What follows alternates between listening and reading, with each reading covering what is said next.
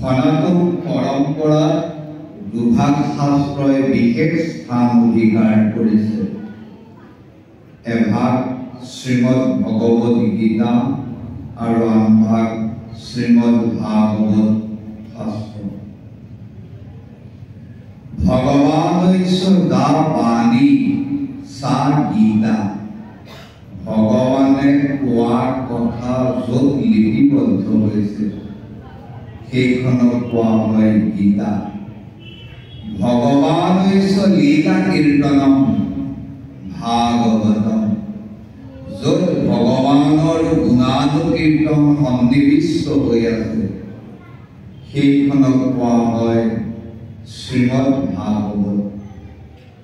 এখন ভগৱানে কোৱা কথা আৰু আনখন ভগৱানৰ গুণানুকীৰ্তন সংযুক্ত হৈ থকা শাস্ত্ৰ। এই দুইভাগ গীতাৰ ভিতৰত দুইভাগ শাস্ত্ৰৰ ভিতৰত আজি আমি আলোচনাৰ বিষয়লৈ আনিছো শ্ৰীমদ ভগৱদ গীতা। এই গীতাখন কোনে কৈছিল বুলি যদি প্ৰশ্ন আহে তেতিয়া আমি কম যা স্বয়ং পদ্মনাভৈশ্য মুখপদ্মাত বিনিশ্চিত। যিখন শাস্ত্ৰ স্বয়ং পদ্মনাভ কৃষ্ণদেৱৰ মুখপদ্মৰ পৰা প্ৰকাশান্বিত হৈছিল। গতিকে পূৰ্ণব্ৰহ্ম কৃষ্ণৰ মুখৰ বাণী আমি সামান্য মনুষ্যই কি ব্যাখ্যা কৰিম? এই শাস্ত্ৰভাগকে ব্যাসদেৱে মহাভাৰতৰ ভিতৰত লিপিবদ্ধ কৰিলে আৰু তেতিয়াই আমি মহাভাৰতৰ মাজত এই গীতাক পোৱাৰ সৌভাগ্য ঘটিল। এই গীতাখনত 18টা অধ্যায় আছে, 700টা শ্লোক আছে আৰু 3টা শতক আছে। প্ৰথমটো কৰ্ম শতক, দ্বিতীয়টো ভক্তি শতক আৰু তৃতীয়টো হ'ল জ্ঞান শতক। অৰ্থাৎ 6টা অধ্যায়েৰে এটা শতক সৃষ্টি কৰি কৰ্ম, ভক্তি আৰু জ্ঞান 3টাক প্ৰতিপন্ন কৰিছে। এই গীতা শাস্ত্ৰৰ আৰম্ভ হৈছে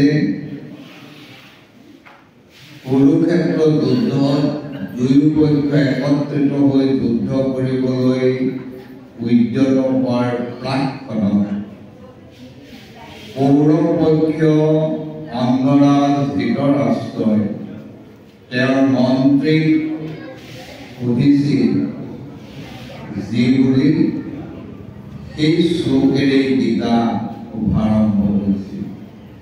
অৰ্থাৎ গীতাৰ শ্ৰোতা দুজন আৰু বক্তাও দুজন, এজন স্বয়ং কৃষ্ণদেৱ আৰু অৰ্জুন আৰু আনজন একেলগে ধৃতৰাষ্ট্ৰ আৰু সঞ্জয়ে এই গীতা শুনাৰ সৌভাগ্য লাভ কৰিছিল মন্ত্ৰী সঞ্জয় দিব্য চক্ষু আৰু দিব্য কৰ্ণৰ মাধ্যমেদি।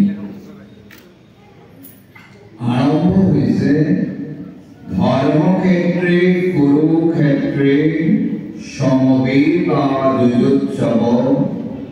মামকা পাণ্ডৱা শৈব কিম অকুৰ্বত সঞ্জয়। দুয়ো পক্ষ একত্ৰিত হোৱাৰ পিছত যুদ্ধই হ'ব লাগে। কিন্তু অন্ধৰাজে প্ৰশ্ন কৰিছে আমাৰ পক্ষ আৰু পাণ্ডৱ পক্ষই একত্ৰিত হৈ কি কৰিছে? এই কি কৰা প্ৰশ্নটো আচলতে উপযুক্ত নহয়। এইকাৰণে কি কৰিছে বুলি প্ৰশ্ন কৰিলে স্থানৰ এটা মহাত্য আছে। স্থানৰ মহাত্যই মানুহৰ মনৰ পৰিৱৰ্তন কৰিব পাৰে। সেইকাৰণে প্ৰথম গীতাৰ শব্দটো আৰম্ভ হৈছে ধৰ্মক্ষেত্ৰে কুৰুক্ষেত্ৰে য'ত একত্ৰিত হৈছে সেই জেগাডোখৰ হ'ল ধৰ্মক্ষেত্ৰ ধৰ্মৰ নিজস্বতা শক্তি আছে মানুহৰ মনৰ পৰিৱৰ্তন কৰিব পাৰে আৰু দ্বিতীয়তে কুৰুক্ষেত্ৰ সেই ধৰ্মক্ষেত্ৰখন প্ৰতিষ্ঠা কৰিছে আমাৰ কুৰুবংশীয় ৰজাই গতিকে আমাৰ পিতৃ পিতামহসকলৰ স্মৃতি তাত জড়িত হৈ আছে এনে স্থানৰ মাহাত্ম্যৰে গীতাৰ শুভাৰম্ভ হৈছে আমি সকলোৱে জানিব লাগে যে গীতাৰ আৰম্ভ হৈছে স্থানৰ মাহাত্ম্যৰে আজি এই ৰংগমঞ্চত গুৰু আসন প্ৰতিষ্ঠা কৰি বন্তি প্ৰজ্বলনেৰে গীতা প্ৰতিষ্ঠা কৰাত ইয়াৰ যিটো মৰ্যাদা আৰু যিদিনাখনে ইয়াত ৰাসমঞ্চ দৰ্শকসকলে জোতাই পিন্ধি প্ৰৱেশ কৰিব কৃষ্ণ প্ৰেম আস্বাদন কৰিবলৈ সেই সময়ৰ পৰিৱৰ্তনটা আপোনালোকে দেখা পাব তাকো স্থানৰ মাহাত্ম্যই প্ৰকাশান্বিত হ'ব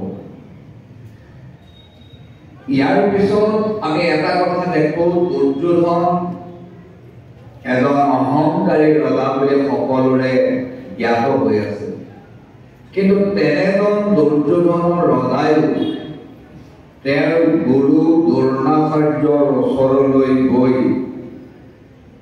কৈছে অৰ্থাৎ ৰজাই নিজৰ ৰথৰ ওপৰৰ পৰাই ক'ব পাৰিলেহেঁতেন কিন্তু গুৰু ৰজাতকৈও শ্ৰেষ্ঠ যদি গুৰুজন সন্তুষ্ট নাথাকে জীৱনৰ সুফল পাবলৈ আশা কৰিব নোৱাৰে সেইকাৰণে আচাৰ্যম উপসংগম্য ৰাজা বচনমব্ৰতী ৰজাই দ্ৰোণাচাৰ্যৰ ওচৰলৈ গৈ এই বুলি কৈছে কি অপৰ্যাপ্তম পৰ্যাপ্তম দুটা শব্দ প্ৰয়োগ কৰিছে আমাৰ সেনা অপৰ্যাপ্ত 11 ঐক্যহীন পৰ্যাপ্ততকৈও অধিক আৰু পঞ্চপাণ্ডৱৰ 7 ঐক্যহীন পৰ্যাপ্ত কিন্তু ইয়াত টিকাকাৰে অৰ্থ কৰিছে আমাৰ যদিও 11 ঐক্যহীন কিন্তু আমাৰ কাৰণে পৰ্যাপ্ত নহয় আৰু 7 ঐক্যহীনৰে পঞ্চপাণ্ডৱৰ কাৰণে ই অপৰ্যাপ্ত ৰূপত প্ৰকাশান্বিত হ'ব উলটি যাব কিয় কাৰণ ভীষ্মৰ সেনাপতি হৈ পঞ্চপাণ্ডৱৰ অন্তৰত মৰমৰ ভাৱ জাগৃত হৈ আছে আৰু গুৰুবংশৰো দায়িত্ব গ্ৰহণ কৰি আছে দুইপক্ষীয় ভাৱ ভীষ্মৰ অন্তৰত জাগৃত হৈ আছে গতিকে এনে ভাৱত ন পৰ্যাপ্তম অপৰ্যাপ্তম আমাৰ সৈতে পৰ্যাপ্ত বুলি মই ভবা নাই আৰু ভীমে অকলে কৌৰৱক শত্ৰু হিচাপে ভাবি নিজৰ পক্ষ জয় কৰিবলৈ থিয় হৈ আছে গতিকে তেওঁলোকৰ সৈন্য সমান্ত আমাতকৈ পৰ্যাপ্ত ৰূপত প্ৰকাশান্বিত হৈছে ইয়াত কম বেছিটোতকৈও মানসিক ভাৱৰাশি বিশেষ গুৰুত্ব প্ৰদান কৰা দেখা যায় এইদৰে ধৰ্মক্ষেত্ৰৰ প্ৰভাৱত দুৰ্যোধনৰ অন্তৰত ভাৱৰ পৰিৱৰ্তন নহল যদিও অৰ্জুনৰ অন্তৰত কিন্তু ভাৱৰ পৰিৱৰ্তন হ'ল যাক লৈ ৰাজ্য চলাম বুলি ভাবিছিলোঁ সেই ককাই ভাই ইষ্ট মিত্ৰ গুৰু এই সকলোকে দেখোন মই বধ কৰিব লাগিব এই সকলক বধ কৰি ৰজা হোৱাতকৈ ভিক্ষা অন্নই শ্ৰেষ্ঠ এই বুলি ভাবি শোকসন্তপ্ত হৈ যুদ্ধ নকৰাৰ সিদ্ধান্ত গ্ৰহণ কৰিলে অৰ্থাৎ কিবা এটা হ'বৰ কাৰণে শোকৰ ভাৱ জাগৃত হ'ব লাগিব শোকে নতুনত্বৰ সৃষ্টি কৰে। সেইকাৰণে গীতাৰ প্ৰথম অধ্যায় বিষাদ যোগ নামেৰে নামাকৰণ কৰা হৈছে। ইয়াৰ পিছত দ্বিতীয় অধ্যায়ত অৰ্জুনে পূৰ্ণ কৃষ্ণৰ ওচৰত গৈ কৈছিল যে তুমি মোৰ পেহীৰ পিতেক ভাই আৰু মই চতুৰ্শৃংগ পৰ্বতত তোমাৰ সহিত ঋষিসকলে সখীত্ব সম্পৰ্ক কৰি দিছে। এফালে সখী আনফালে মোৰ ভাই, কিন্তু তুমি মোক ইমান সম্পৰ্ক থকাৰ পিছতো কোনো গ্ৰাহৰ কথা নকলা। অৰ্থাৎ ৰক্তীয় সম্পৰ্কে আধ্যাত্মতত্ব পোৱা সম্ভৱ নহয়। গতিকে এই যে মোৰ জীৱনৰ গতিপথ মাজতে বিলুপ্ত হ'ব খুজিছে, এনে সময়ত শিষ্যস্তেহং স্বাধিমাং ত্বং প্ৰপন্নম, মই তোমাৰ প্ৰপন্ন শিষ্য হৈছো, তুমি মোৰ গুৰু। মই গলে বস্ত্ৰ বান্ধি দন্তে তৃণ ধৰি তোমাৰ দাসত্ব স্বীকাৰ কৰিছো। সা সয়তি ইতি শিষ্য, মোৰ শাসনৰ দায়িত্ব তোমাৰ ওপৰত অৰ্পণ কৰিম। গতিকে তুমি মোক গুৰু হিচাপে এতিয়া মোৰ কি কৰণীয় তাৰ জ্ঞান দিয়া। অৰ্থাৎ ৰক্তীয় তেজৰ সম্পৰ্ক য'ত কাৰ্যসিদ্ধি নহল, তাত অতি গ্ৰাহ গুৰু আৰু শিষ্যৰ সম্পৰ্ক কৰি ললে অৰ্জুন আৰু কৃষ্ণ। এতিয়া গুৰুৰ আসনত কৃষ্ণ, শিষ্যৰ আসনত অৰ্জুন। এইদৰে বহি লোৱাৰ পিছত কৃষ্ণদেৱে গম পাইছিল আধ্যাত্ম জ্ঞানৰ অভাৱৰ কাৰণে আজি অৰ্জুনৰ এনে অৱস্থা। আধ্যাত্ম জ্ঞানৰ ব্যতিৰেকে এজন মানৱ কেতিয়াও পূৰ্ণ মানৱ ৰূপে স্বীকৃতি লাভ কৰিব নোৱাৰে। সেইকাৰণে এই কুৰুক্ষেত্ৰ যুদ্ধতে কৃষ্ণদেৱে আৰম্ভ কৰিলে আধ্যাত্ম জ্ঞান প্ৰদানৰ ব্যৱস্থা।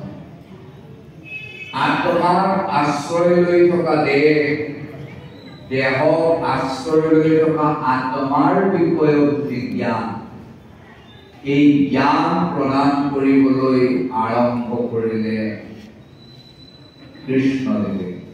কি ক'লে? নৈনং দহন্তি শাস্ত্ৰাণি নৈনং দহতি পাবকঃ ন চৈব ক্লেদয়ন্তাপো ন শোষতি মাৰুতঃ। হেৰা অৰ্জুন, তুমি যাক মাৰিলে দোষ হ'ব বুলি ভাবিছা, সেইজনৰ আত্মাক কোনো জুয়ে নপৰে, অস্ত্ৰই নেকাটে, পানীত নিতিতে আৰু ৰদে শুকুৱাব নোৱাৰে। এনে নিত্য আত্মাৰ বিষয়ত তুমি কিয় ভোগ কৰিছা? আৰু যেনিবা তুমি মাৰিলে, তেতিয়ানো কি বৰ ডাঙৰ কথাটো হ'ব? জাতৈ সহি ধ্ৰুৱ মৃত্যু ধ্ৰুৱম জন্ম মৃত্যু ঈশ্বৰ। এটা দেহ মৃত্যু হলে এই দেহত থকা জীৱই পুনৰ দেহ ল'বই, একেবাৰে চিৰসত্য। যিটো মৰিলেও আকৌ জন্ম হয়, তাৰ কথা চিন্তা কৰি তুমি কিয় দুখ কৰিছা? কিয়নো শ্ৰেয়াং সধৰ্ম বিগুণা পৰধৰ্ম সানুষ্ঠানা স্বধৰ্মে নিধনম শ্ৰেয় পৰধৰ্ম ভয়াবহ। যাৰ যি ধৰ্ম, ব্ৰাহ্মণ ক্ষত্ৰিয় বৈশ্য শূদ্ৰ, প্ৰত্যেকৰ নিজৰ ধৰ্ম বেয়া হ'লেও দূষিত হ'লেও তাক কৰাটো কৰ্তব্য কেতিয়াও লোকৰ ধৰ্ম পালন কৰিবলৈ যোৱাটো উচিত নহয় তুমি ক্ষেত্ৰীয় যুদ্ধ কৰাটো কৰ্তব্য ব্ৰাহ্মণৰ নিচিনাকৈ তপস্যা কৰিবলৈ যোৱাটো উচিত নহয় গতিকে তুমি স্বধৰ্ম পালন কৰি তাত যদি মৰাও তেতিয়া তোমাক লোকে নচুৱে এই বুলি কৰ্মযোগ নামেৰে দ্বিতীয় অধ্যায় ভগৱান কৃষ্ণদেৱে সামৰণি মাৰিছে ইয়াৰ পিছত তৃতীয় অধ্যায় কৰ্মযোগ যে যথা মাং প্ৰপদ্যন্তে তাং তথা ভজাম্যহম মম বৰ্তানুবৰ্তন্তে মানিষ পাৰ্থ সৰ্বশ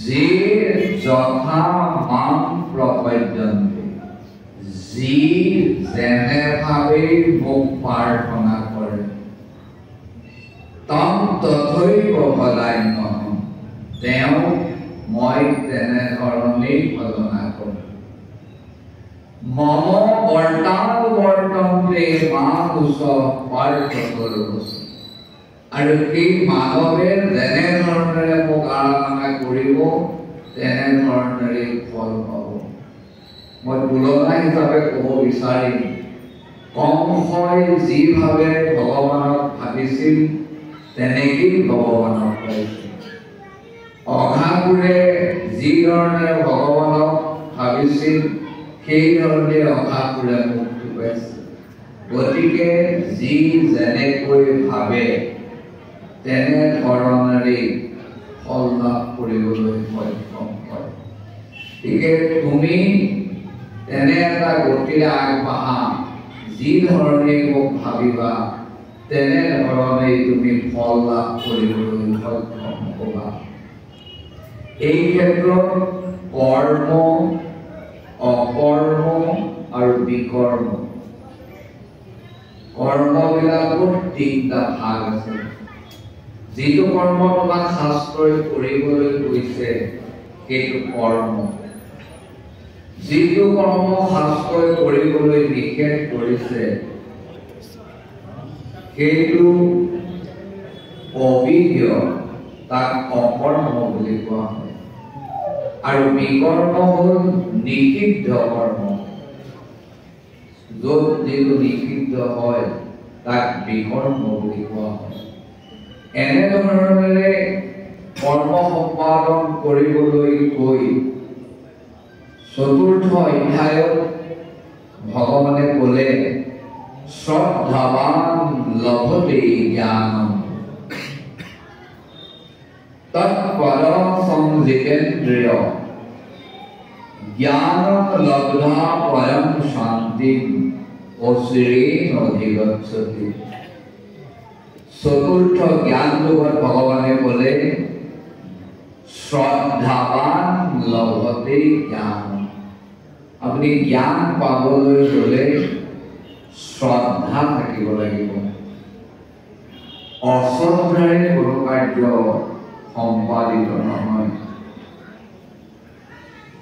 তৎপৰ সংজিতেন্দ্ৰিয় নিজৰ ইন্দ্ৰিয়বিলাকক সংযত কৰিব লাগিব ইন্দ্ৰিয় মন কৰি আপুনি যিকোনো কৰ্ম সম্পাদন কৰিলে নহ'ব জ্ঞান লব্ধা পৰম শান্তি জ্ঞান যেতিয়া আপোনাৰ মনত জাগৃত হ'ব তেতিয়া পৰম শান্তি যিটো আমাৰ সকলোৰে কাম্য অচিৰেণ অধিগচ্ছতি জ্ঞানৰ মাজেদি আমাৰ মনত শান্তি আহিব এই বুলি জ্ঞান যোগৰ মাজেদি যে মানৱৰ অন্তৰত শান্তি জগৃত হ'ব তাক পূৰ্ণ কৃষ্ণ ভগৱানে অৰ্জুনক অৱগত কৰিছে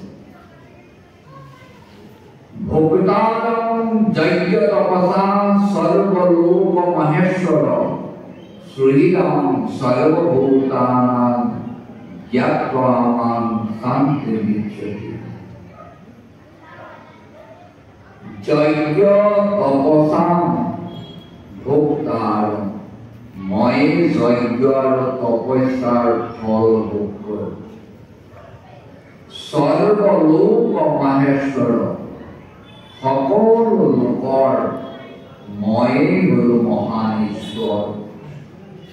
শ্ৰীৰাম আৰু সকলোৰে অতি সুধী প্ৰিয় বন্ধু। সৰ্বভূতানাং জ্ঞাত্বা মাং সন্নিবিচ্ছতি, সকলো ভূতৰ অন্তৰত মোৰ অৱস্থান উপলব্ধি কৰিব পাৰিলেই হে অৰ্জুন তুমি শান্তি লাভ কৰিব পাৰিবা। এইদৰে পঞ্চম অধ্যায়ত কৈ ষষ্ঠ অধ্যায়ত ভগৱানে কৈছিল উদ্ধৰে আত্মনা আত্মনম নাত্মনম অৱসাৰয়ে। আত্মৈব হি আত্মনা বন্ধু, আত্মৈব ৰিপু আত্মন। নিজেই নিজৰ বন্ধু, নিজেই নিজৰ শত্ৰু। মই যেতিয়া বেয়া কামলৈ আগবাঢ়ি যাম, বেয়া কামত মই লিপ্ত হওঁ, তেতিয়া মই মোৰ কাৰণে শত্ৰু হিচাপে পৰিগণিত হ'ম। আৰু মই যেতিয়া ভাল কামৰ মাজেদি নিজক উপলব্ধি কৰিম, তেতিয়া মোৰ আত্মাই মোৰ কাৰণে বন্ধু হ'ব। আপুনি আপোনাৰ শত্ৰু, আপুনি আপোনাৰ মিত্ৰ। নিজেই নিজৰ শত্ৰু হয় আৰু নিজেই নিজৰ বন্ধু হয়। গতিকে হে অৰ্জুন, সৰ্বভূতস্থমাত্মানং সৰ্বভূতানি সাত্মনি ইক্ষতে যুগযুক্তাত্মা সৰ্বত্ৰ সমদৰ্শন। কি সুন্দৰকৈ কৃষ্ণদেৱে অৰ্জুনৰ ভাৱৰ পৰিৱৰ্তন অনাইছে। কি কৈছে? সৰ্বভূতস্থ আত্মনে, সকলো প্ৰাণীৰ ভূতত অৱস্থান কৰি থকা। সৰ্বভূতানি চ আত্মনি, সকলো ভূত মোৰ আত্মাত অৱস্থান কৰি আছে। যোগযুক্তাত্মা সৰ্বত্ৰ সমদৰ্শন। সকলোৱে যেতিয়া ভগৱান আছে,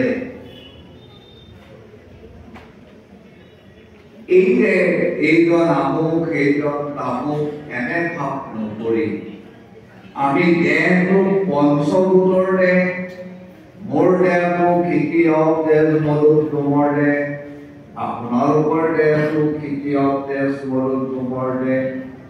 মোৰ দেহটো জীৱত্মাই কৰ্মফল ভোগ কৰিছে, আপোনালোকৰ দেহত থকা জীৱাত্মাই কৰ্মফল ভোগ কৰিছে, আৰু আপোনালোকৰ দেহত থকা পৰমাত্মাই আপোনালোকৰ দেহত চৈতন্য শক্তি বিস্তৃত কৰিছে। মোৰ দেহত পৰমাত্মাই চৈতন্য শক্তি প্ৰদান কৰিছে। গতিকে সকলোতে কেৱল ময়ে, মোৰ ব্যতিৰেকে কোনো নাই, এনে ভাৱেৰে প্ৰথম কৰ্মশতক ভগৱান কৃষ্ণদেৱে অৰ্জুনক জ্ঞান দি ভক্তি শতকলৈ আগবাঢ়ি গৈছে সপ্তম অধ্যায়ৰ মাধ্যমে। সপ্তম অধ্যায়ত বিজ্ঞান, বিশেষ জ্ঞান বিজ্ঞান বা প্ৰমাণিত জ্ঞানম বিজ্ঞানম, অনুভৱ সিদ্ধ জ্ঞানম বিজ্ঞান, এই অনুভৱকৃত জ্ঞানৰ কথা ভগৱান কৃষ্ণদেৱে অৰ্জুনক আপোনালোকে অধ্যয়ন কৰিবই সপ্তম অধ্যায় ক'ব মত্ত পৰতৰং নান্য কিঞ্চিত অস্তি ধনঞ্জয় মই সৰ্বমিদং পুত্ৰং সূত্ৰে মণিগণায়। হে অৰ্জুন, মোৰ বাহিৰে এই পৃথিৱীত এই বিশ্ব ব্ৰহ্মাণ্ডত কোনো নাই। আমি কোটি কোটি ব্ৰহ্মাণ্ডৰ হৰি অধিকাৰী বুলি কওঁ। এই কোটি কোটি ব্ৰহ্মাণ্ড যদি এটা এটা মণি বুলি আপোনালোকে ধৰে, এডাল মণিত এডাল সূতা মণি সোমোৱা চিলাই কৰালে মণিডালক ৰছীডালকে আশ্ৰয় কৰি মণিবিলাক যেনেকৈ অৱস্থান কৰি থাকিব, তেনেকৈ ভগৱন্তকে আশ্ৰয় কৰি গোটেই বিশ্ব ব্ৰহ্মাণ্ডখন বৰ্তি আছে। সেইকাৰণে ক'লে মই সৰ্বমিদং গৌতম, মই গোটেই বিশ্ব ব্ৰহ্মাণ্ডখনত বৰ্তি আছো।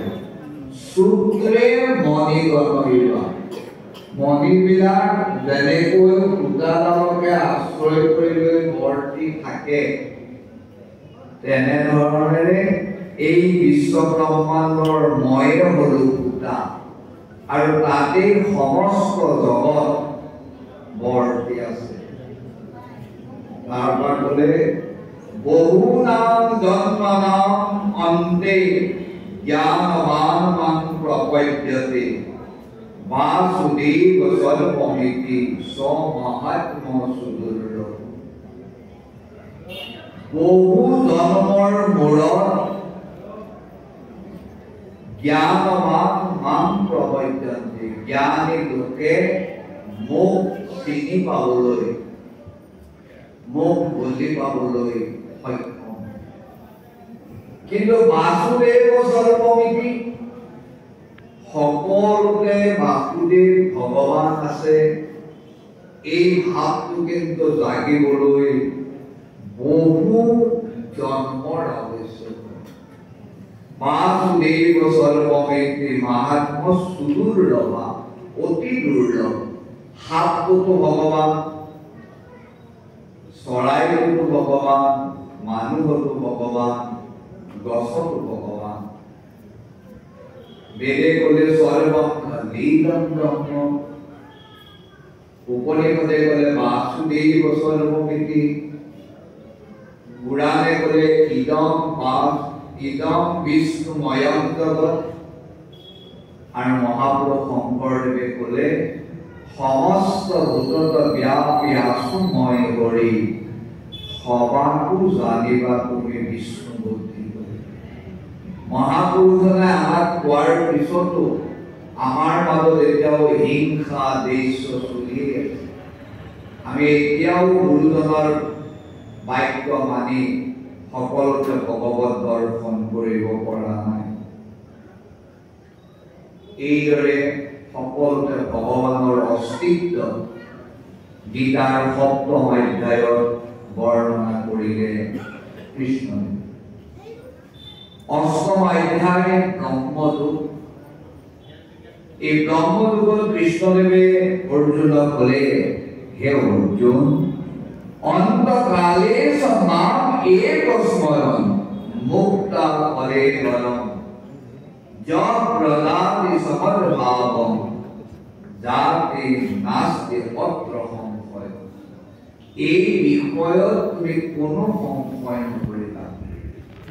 মৃত্যুৰ সময়ত যদি আপোনালোকে এবাৰ ভগৱানৰ নাম স্মৰণ কৰি ভগৱানক হৃদয়ত ধ্যান কৰিব পাৰে, এবাৰ নাম ল'ব পাৰে, তেতিয়াহ'লে ভগৱানক আপোনালোকে পাবলৈ সক্ষম হ'ব। সহজে কিন্তু যেতিয়া আপোনাৰ ডিঙিত কফ, গাত বিষ, বাত পিত্ত কফ গোটেইখিনিয়ে হেঁচা মাৰি ধৰিব, সেই সময়ত কৃষ্ণ বল ৰাম বল কৰিলেও অভ্যাস হ'ব। অভ্যাসৰ মাধ্যমেৰে আপোনালোকে ভগৱানক অন্তিম সময়ত চিন্তা কৰিব লাগিব। সেইকাৰণে স্বয়ং ভগৱান কৃষ্ণদেৱে ক'লে মৃত্যুৰ সময়ত যদি এবাৰ মোৰ নাম লয় তেওঁ মোকেই লাভ কৰিব। গতিকে ভগৱন্তৰ নাম অভ্যাস যোগৰ মাজেদি নিজৰ কণ্ঠগত কৰিবলৈ যত্ন কৰিব লাগিব। এইদৰে ব্ৰহ্মযোগত কোৱাৰ পিছত নৱম অধ্যায়ত ভগৱানে কৈছে ৰাগ বীৰ্য যোগ।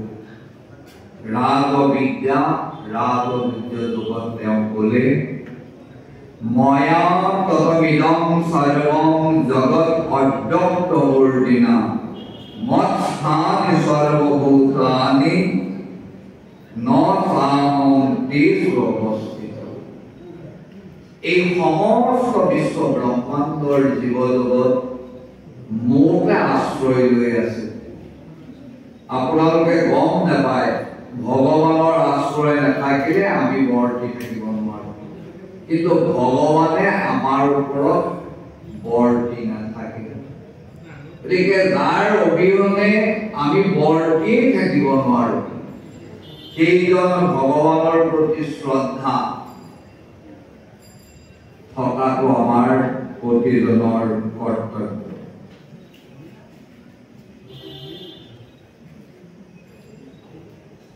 এই কাম কৰিবলৈ হলে তুমি কি কৰিবা? সততং কীৰ্তয়ন্তু মাম যতন্ত দৃঢ়ব্ৰতা নমস্যন্তস্ত ভক্তা নিত্যযুক্ত উপাসিত। সেই নামটো আপোনাৰ মনত আহিবলৈ হলে সততং কীৰ্তয়ন্ত, পুৱা গধূলি দুপৰীয়া আপোনালোকে ৰাম কৃষ্ণ গোপাল গোবিন্দ নামটো ল'ব লাগিব। যতন্তস্য দৃঢ়ব্ৰত, অতি যত্ন কৰি ভগৱানক পাবলৈ ব্ৰত কৰিব লাগিব। নমস্যন্তস্ত, ভগৱানৰ মূৰ্তি দেখিলে ভগৱানৰ নামত নতশিৰে সেৱা জনাব লাগিব। ভক্তা নিত্যযুক্ত উপাসতে, ভক্তিৰে সেই ভগৱানক উপাসনা কৰিবলৈ ভক্তি কৰিবলৈ স্বপৰানুৰক্ত ঈশ্বৰে, ঈশ্বৰৰ প্ৰতি যিটো আসক্তি তাকে কোৱা যায় ভক্তি। সেই ভক্তিৰ মাধ্যমেদি যদি আপোনালোকে অভ্যাস যোগ কৰে তেতিয়াহ'লে ভগৱানক লাভ কৰিবলৈ সক্ষম হ'ব। ভগৱানক আমি কি দিব লাগিব, কেনেকে আমি উপাসনা কৰিব লাগিব? স্বয়ং কৃষ্ণদেৱে কৈছে, দক্ষিণ পাটৰ সত্ৰাধিকাৰে ক'লে বুলি নাভাবিব, মই গীতাত কৃষ্ণদেৱে যি কৈ আছে তাকে কৈছো। ভগৱানে অৰ্জুনক ক'লে পত্ৰং পুষ্পং ফলং তোয়ং যো মে ভক্তা প্ৰদস্যতি তদ অহং ভক্তি উপহীনং অস্মামি প্ৰদত্তাত্মনঃ। পত্ৰ দুবৰিৰ পাত, বেলৰ পাত, গছৰ পাত। পুষ্প গছৰ এটা ফুল। ফলম কল, কমলা, আপেল আদি ফল এটা। তোয়ং পানী এগতি বা এগিলাচ। এইকেইটাকে ভগৱানক ভক্তি ভাৱেৰে যদি প্ৰদান কৰা যায় তেতিয়া ভগৱানে গ্ৰহণ কৰে।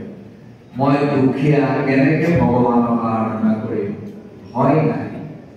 গছৰ পৰা পাত এটা, ফুল এটা, ফল এটা লৈ পানী এঘটিৰ লগত দিলেই ভগৱান প্ৰসন্ন হয় বুলি স্বয়ং ভগৱানে নৱম অধ্যায়ত উল্লেখ কৰিছে। গতিকে আমাৰ ভগৱানজনী ইমান দয়ালু, কেনেকে আমি ভগৱানক আৰাধনা কৰি জীৱনৰ সাৰ্থকতা লাভ কৰিব পাৰি সেইটো অনুভৱ কৰিবলৈ ওলাই ইয়াৰ পিছত ভগৱানে কৈছে মন মনা ভৱ মদ ভক্ত মদ জানি মান নমস্কুৰু মান এব এইশ্বসি যুক্তৈব আত্মনম মৎপৰায় এইদৰে গছৰ পাত ফুল দিয়াৰ পিছত মন মনা হ'ব মনটো মতে গীত হ'ব হাতে কীৰ্তন মুখে ৰামনা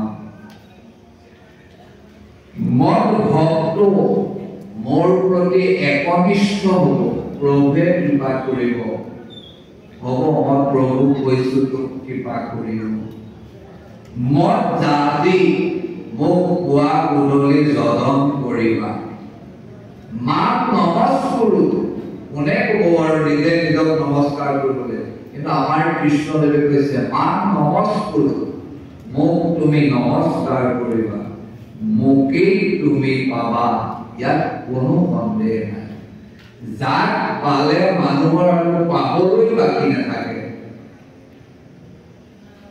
সেই মহান সত্তাটোক কেনেকৈ পাব সেই মহান সত্তাটোৱে গীতা শাস্ত্ৰৰ মাজত আমাক বৰ্ণনা কৰিছে সেই গীতা হ'ল সৰ্বশ্ৰেষ্ঠ গ্ৰন্থ এনেধৰণেৰে ৰাজবিদ্যা অতি শ্ৰেষ্ঠ বিদ্যা অতি গোপনীয় বিদ্যা প্ৰভু কৃষ্ণদেৱে হ'ল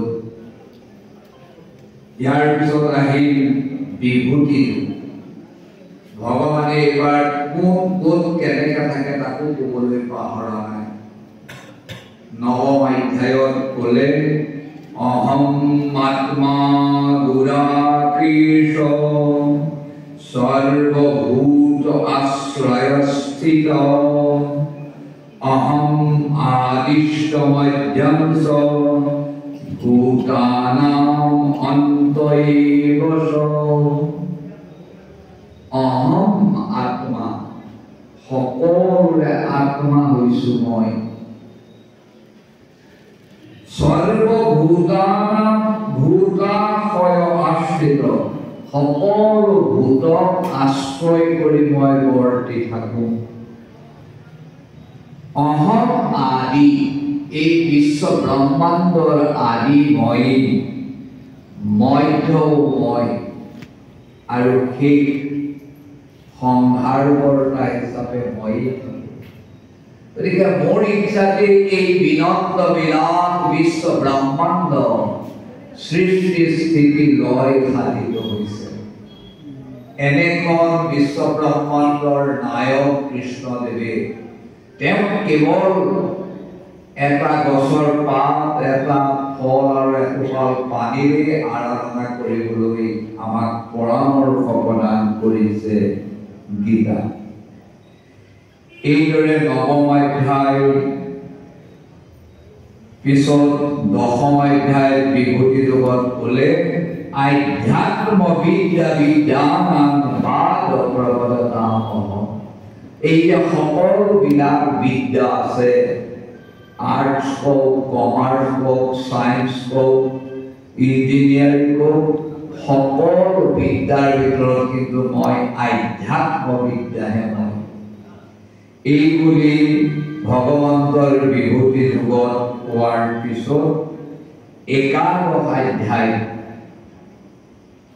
বিশ্বৰূপ দেখুৱাইছে এনেধৰণেৰে অৰ্জুনক প্ৰত্যয়ন কৰিব খুজিছে যে চোৱা মই যে সকলোতে বুলি কৈছিলো মই এটা নিজে তাৰ ৰূপ দেখুৱাম তেওঁ কি কৰিলে অৰ্জুনে কি দেখিলে অনেক বক্ৰনয়নম অনেক অদ্ভুত দৰ্শনম অনেক দিব্য ভৰণম দিব্য অনেক দ্যুতায়ুধম অসংখ্য মুখ অসংখ্য চক্ষু অসংখ্য অদ্ভুত দৰ্শন অনেক দিব্য অলংকাৰ দিব্য অনেক অস্ত্ৰ শস্ত্ৰৰে পৰিপূৰ্ণ অৰ্থাৎ এজন মানুহৰ গাত অসংখ্য হাত দিলে মানুহজন মানুহ হৈ নাথাকিব।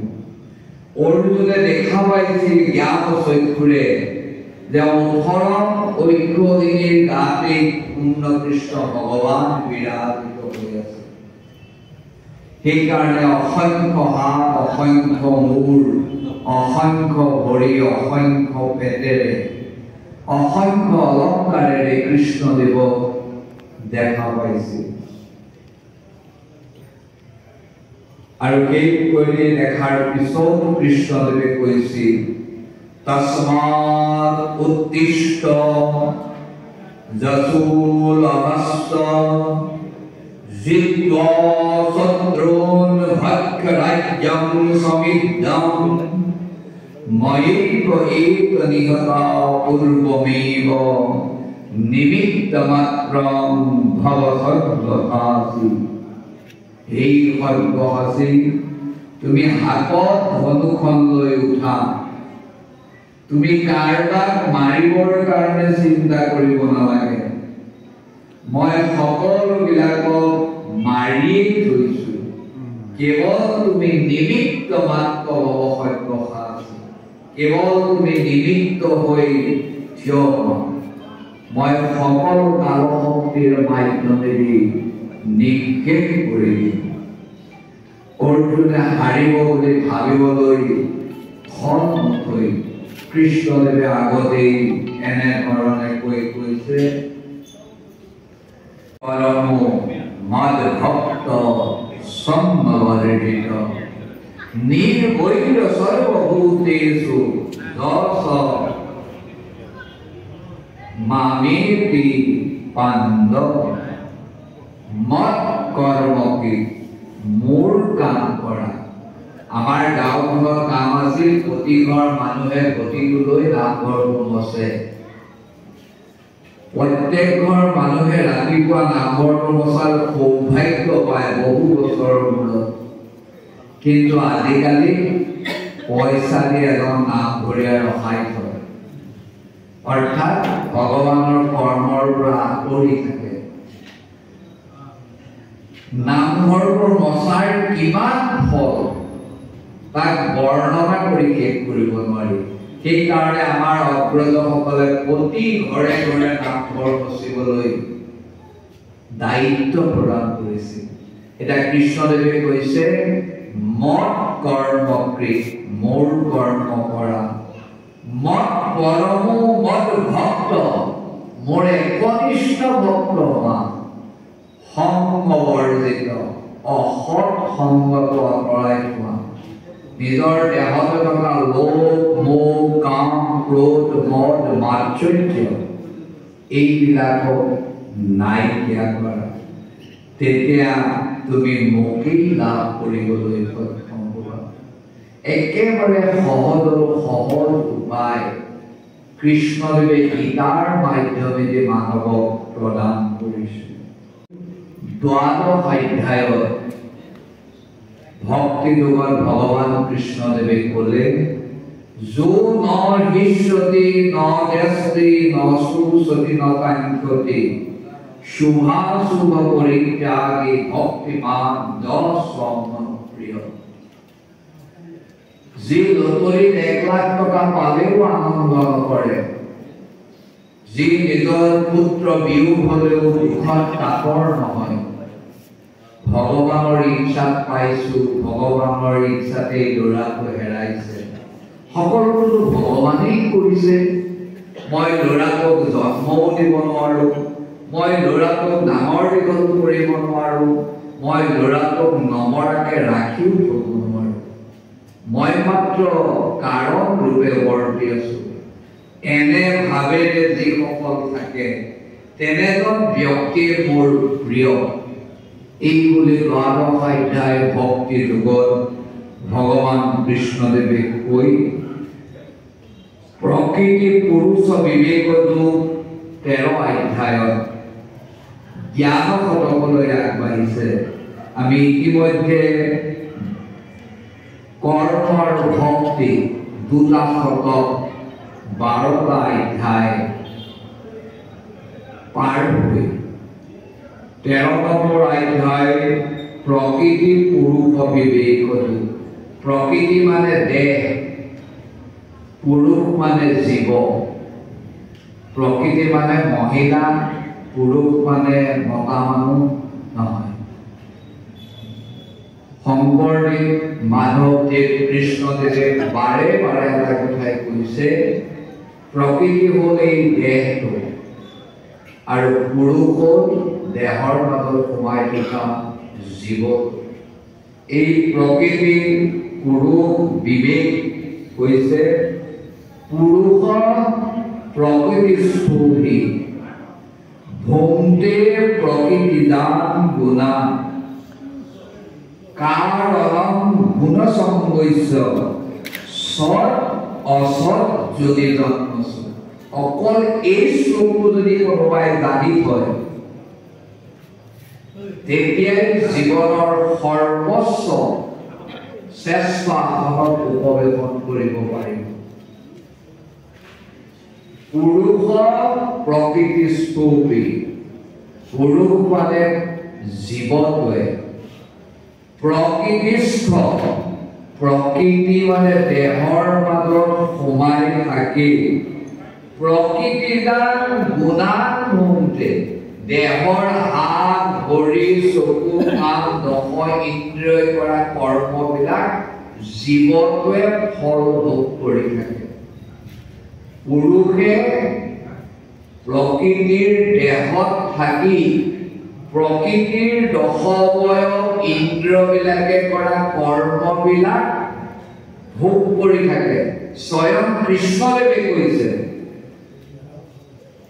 কাৰণং গুণসংগস্য আৰু সেই কৰা কৰ্মবিলাকে কাৰণ ৰূপে প্ৰতিষ্ঠিত হৈ সৎ অসৎ যদি জন্ম ভগৱানে আমাক মৰাৰ পিছত কি হ'ব ব্যৱস্থা নকৰিলে গৰুৰ কাৰণে কৰিলে মাছৰ কাৰণে কৰিলে চৰাইটোৰ কাৰণে কৰিলে মানুহৰ কাৰণে কি হ'ব নকলে ব্যৱস্থা দিলে কি কৰি দিলে যে তোমাৰ দেহটো তোমাৰ জীৱনটো সোমাই থাকি তোমাৰ ইন্দ্ৰিয়বিলাকে দ্বাৰা যিবিলাক কাম কৰিব তাৰ পৰা যদি ভাল কাম কৰে ভাল বংশত ভাল জেগাত জন্ম আৰু যদি বেয়া কাম কৰে তেতিয়া বিষ্ঠাৰ কুণ্ডত থকা পোকটো বিষ্ঠা ভোজনকাৰী কুকুৰ গাহৰিটো হৈ জন্ম গ্ৰহণ কৰিব আমি সকলোৱে চিন্তা কৰিব লাগে আত্মনং সততং ৰক্ষে মই নিজে প্ৰথম ৰক্ষা কৰিব লাগিব অৰ্থাৎ মই মৰাৰ পিছত কি হ'ব সেইটো মোৰ প্ৰথম চিন্তা তাৰ পিছত দাৰাং ৰক্ষে ধনৈ ৰবি পইচা খৰচ কৰি অৰ্ধাংগিনী পত্নীক ৰক্ষা কৰিব কাৰণ মই মৰাৰ পিছত যদি কিবা কাৰণে মই নিকৃষ্ট জনীক জন্ম গ্ৰহণ কৰিবলগীয়া হয় তাতকৈ পৰিতাপৰ বিষয় নাই সেইকাৰণে ভগৱান কৃষ্ণদেৱে কৈছে যে তোমাৰ প্ৰকৃতি স্বৰূপ দেহত পুৰুষ ৰূপী জীৱই সোমাই তোমাৰ প্ৰকৃতিৰ 10টা ইন্দ্ৰিয় কৰা কৰ্মৰ ফলতে তোমাক পৰজন্মটো দিব জয় বিজয় কৰা বেয়া কৰ্মৰ ফলত হিৰণ্যাক্ষ হিৰণ্যকশিপু ৰাৱণ কুম্ভকৰ্ণ শিশুপাল দন্তপুত্ৰ হৈ আকৌ জয় বিজয় গতিকে ইমান এখন মহান গ্ৰন্থ য'ত আমি কেনেধৰণেৰে পৰজন্মটো পাম একেবাৰে সহজ উপায় দি কৈছে গছপাত এটাই মোক আৰাধনা কৰিলে তুমি মোক লাভ কৰিবা যলৈ গ'লে পুনৰ জন্ম নবিদ্যতে পুনৰ জন্ম নহয় মই এঘণ্টা কম বুলি ভাবিছিলোঁ এঘণ্টা হৈয়ে গ'ল আৰু 5টা অধ্যায় আছে